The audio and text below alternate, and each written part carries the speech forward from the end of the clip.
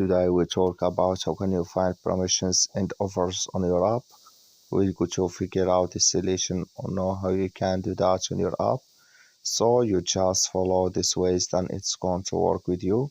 So all you have to do is so you just go down, you click here on account down here, and you just click here on account. So then it's going to take you to your profile. It's going to show for you like this. Then all you have to do now, so you just go down here. Then here you will find promotions here and offers. You just click on it. So then it's going to take you to this list. Then here can you find promotions and offers here. So can here you earn choice on 2 night stays.